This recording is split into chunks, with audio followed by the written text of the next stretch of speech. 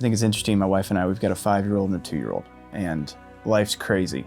Love them. They're little savages, but they're amazing, and they're like my favorite thing in the world. And the Lord is teaching me so much through them, and I could talk for hours about that, literally what I'm learning this week through my son, through my daughter, and it's really special. And I could go on and on just about how it makes sense that the kingdom of heaven is there for the child.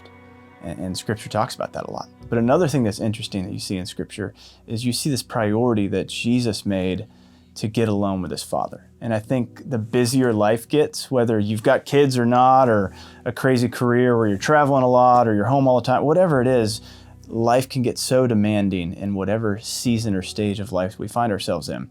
And I've realized quickly that just getting some silence is a very hard thing to do in our household.